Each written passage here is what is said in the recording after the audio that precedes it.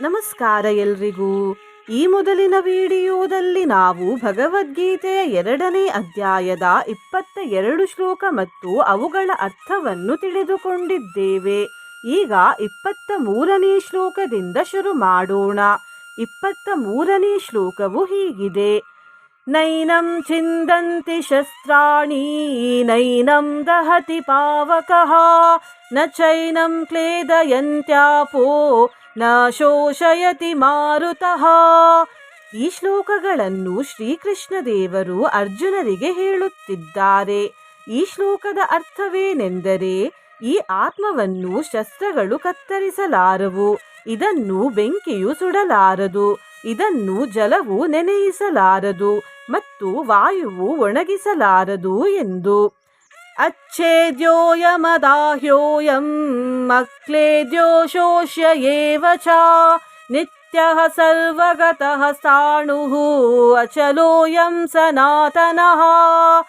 ಏಕೆಂದರೆ ಈ ಆತ್ಮವು ಅಚ್ಛೇದವು, ಅದಾಹ್ಯವು, ಅಕ್ಲೇದ್ಯವು ಮತ್ತು ನಿಸ್ಸಂದೇಹವಾಗಿ ಅಶೋಷ್ಯವಾಗಿದೆ.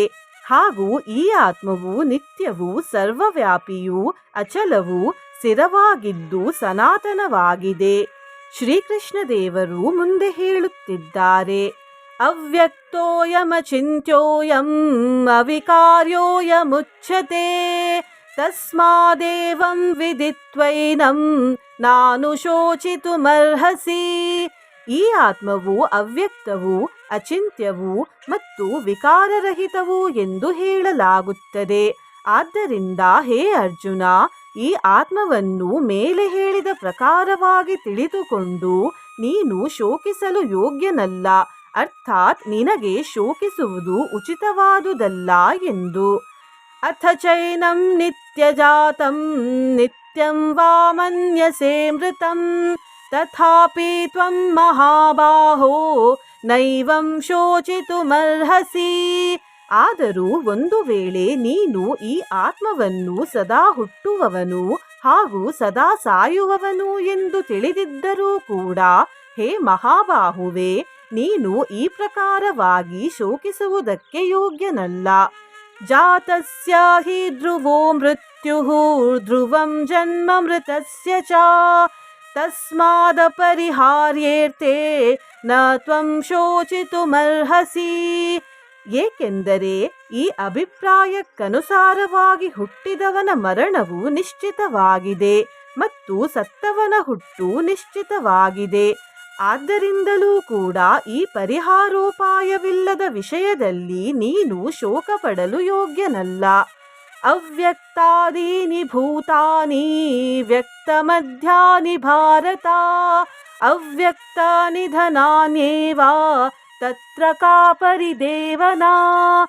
ಹೇ ಅರ್ಜುನನೇ, ಸಂಪೂರ್ಣ ಪ್ರಾಣಿಗಳು ಹುಟ್ಟುವ ಮೊದಲು ಅಪ್ರಕಟವಾಗಿದ್ದವು ಮತ್ತು ಸತ್ತ ನಂತರವೂ ಅಪ್ರಕಟವಾಗುತ್ತವೆ. ಕೇವಲ ಮಧ್ಯದಲ್ಲಿ ಮಾತ್ರ ಪ್ರಕಟವಾಗಿವೆ ಮತ್ತು ಇಂತಹ ಸ್ಥಿತಿಯಲ್ಲಿ ಏಕೆ ಶೋಕಿಸಬೇಕು? ಆಶ್ಚರ್ಯವತ್ ಪಶ್ಯತಿ ಕಶ್ಚಿದೇನಮಾಶ್ಚರ್ಯವದ್ವದತಿ ತಥೈವ ಚಾನ್ಯಃ ಆಶ್ಚರ್ಯವಚ್ಚೈನಮನ್ಯಃ ಶೃಣೋತಿ ಶ್ರುತ್ವಾ ಶೇನಂ ವೇದ ನ ಚೈವ ಕಶ್ಚಿತ್. ಯಾರೋ ಒಬ್ಬ ಮಹಾಪುರುಷನು ಈ ಆತ್ಮವನ್ನು ಆಶ್ಚರ್ಯದಂತೆ ನೋಡುತ್ತಾನೆ ಮತ್ತು ಹಾಗೆಯೇ ಬೇರೆ ಯಾರೋ ಮಹಾಪುರುಷನೇ ಇದರ ತತ್ವವನ್ನು ಆಶ್ಚರ್ಯದಂತೆ ವರ್ಣಿಸುತ್ತಾನೆ. ಬೇರೆ ಯಾರೋ ಅಧಿಕಾರಿ ಪುರುಷನು ಇದನ್ನು ಆಶ್ಚರ್ಯದಂತೆ ಕೇಳುತ್ತಾನೆ ಮತ್ತು ಕೆಲವರಾದರೂ ಕೇಳಿಯೂ ಕೂಡ ಇದನ್ನು ಅರಿಯಲಾರರು. ದೇಹಿ ನಿತ್ಯಮವಧ್ಯೋಯಂ ದೇಹೇ ಸರ್ವಸ್ಯ ಭಾರತ ತಸ್ಮಾತ್ ಸರ್ವಾಣಿ ಭೂತಾನಿ ನ ತ್ವಂ ಶೋಚಿತುಮರ್ಹಸಿ. ಹೇ ಅರ್ಜುನನೇ, ಈ ಆತ್ಮವು ಎಲ್ಲರ ಶರೀರಗಳಲ್ಲಿ ಸದಾ ಅವಧ್ಯವಾಗಿದೆ. ಈ ಕಾರಣದಿಂದಾಗಿ ಸಂಪೂರ್ಣ ಪ್ರಾಣಿಗಳಿಗಾಗಿ ನೀನು ಶೋಕಿಸುವುದು ಸರಿಯಲ್ಲ. ಇದು 2ನೇ ಅಧ್ಯಾಯದ 30ನೇ ಶ್ಲೋಕ. ಇಲ್ಲಿಗೆ ಈ ವಿಡಿಯೋವನ್ನು ಸಮಾಪ್ತಿಗೊಳಿಸೋಣ. ಮುಂದಿನ ವಿಡಿಯೋದೊಂದಿಗೆ ಮತ್ತೆ ಪುನಃ ಸಿಗೋಣ. ನೀವು ಚಾನಲಿಗೆ ಹೊಸದಾಗಿ ಬಂದಿದ್ದರೆ ಚಾನಲನ್ನು ಸಬ್ಸ್ಕ್ರೈಬ್ ಮಾಡಿ, ಹತ್ತಿರ ಇರುವ ಬೆಲ್ ಬಟನ್ ಪ್ರೆಸ್ ಮಾಡಿ, ಆಲ್ ಅನ್ನುವ ಆಪ್ಷನ್ ಅನ್ನು ಸೆಲೆಕ್ಟ್ ಮಾಡಿ. ವಿಡಿಯೋಗೆ ಲೈಕ್ ಮಾಡಿ, ಜೈ ಶ್ರೀಕೃಷ್ಣ ಎಂದು ಕಮೆಂಟ್ ಮಾಡುವುದನ್ನು ಮರೆಯಬೇಡಿ. ಧನ್ಯವಾದ.